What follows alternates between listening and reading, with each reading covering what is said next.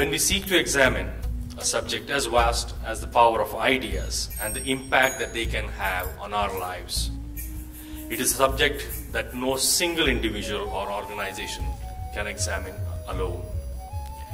A vast subject like this demands a collective, multidisciplinary collaboration across various geographies across the globe in the best traditions of the open source movement. In our tradition, in the Indian tradition, knowledge is never treated as a property. It is always something that needs to be shared as widely as possible. So to look at the whole issue of intellectual property, the knowledge society that we have had traditionally, the mathematical advances that India created over the past millennia, I think here's a huge opportunity to explore all these issues, look at globalization, traditional Indian civilization, and find out the best approaches for India as a country. If a mind is open, okay, then creativity will blossom. Creativity will blossom, then it gives a birth to innovation. Okay, so I consider open source in that terms. Many other organizations have not only contributed to creation of new and useful knowledge, tools and intellectual property, they have identified new ways to collaborate and create and own IP. My particular interest in this symposium was on one of the questions that was raised, which is the question of whether intellectual property is an oxymoron or not. Because I think that seems to be the central question with the increasing kind of propertization, as it were, of the intangibles. We need to start asking some core questions now. The problem is not technology or content or this, but how it will actually affect the daily student's life.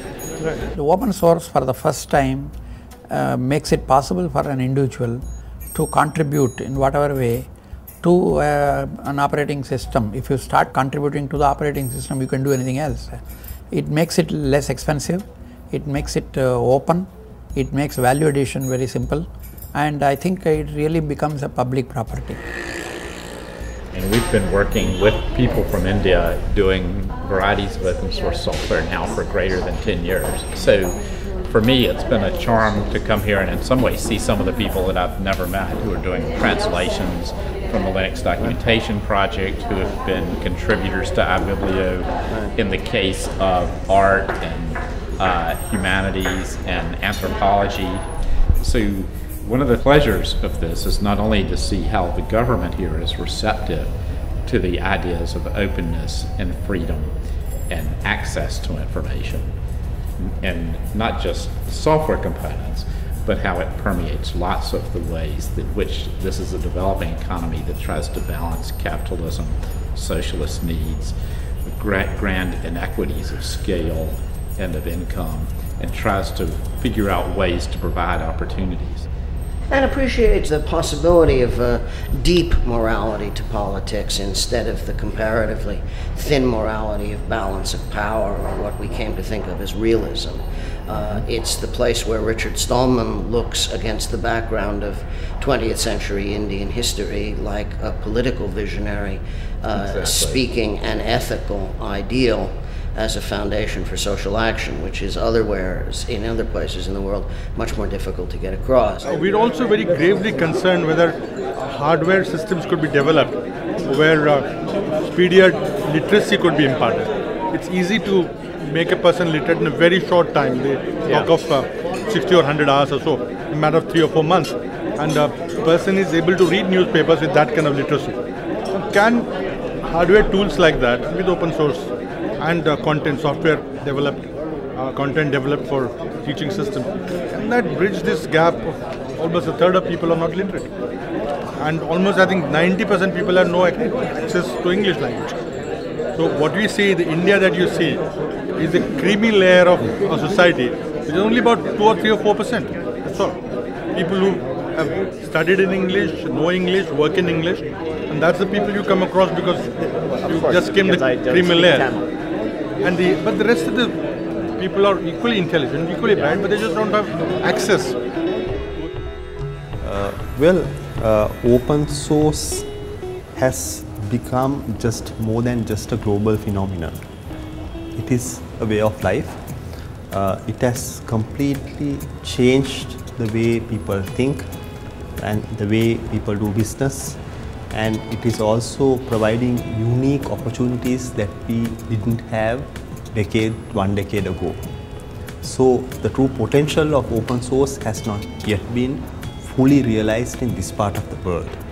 It is only through the interaction and great emphasis in this area with organizations like Free Software Foundation and companies like Red Hat that we can see the true potential come out.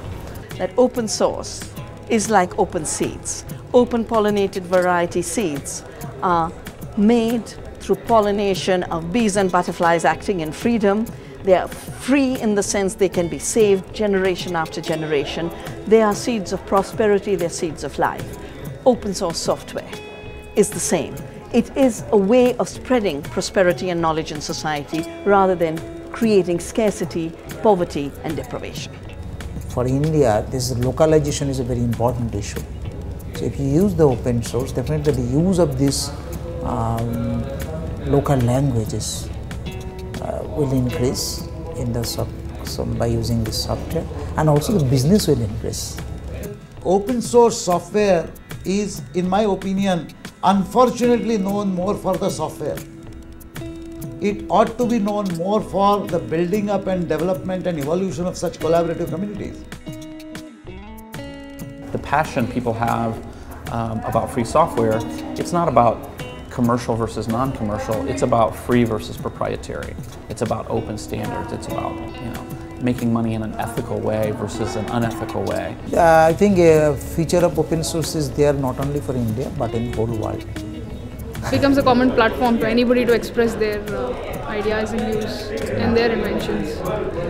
One thing that stood out from today's thing that I would like to quote again is that in another 20 years, like 200 years as he quoted, intellectual property is going to be as absurd as human property used to be 200 years back.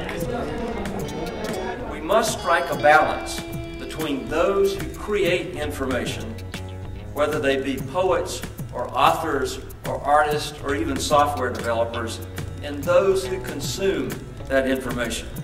And we must have a system which encourages the continued pursuit of intellectual curiosity in conjunction with a healthy dose of personal passion.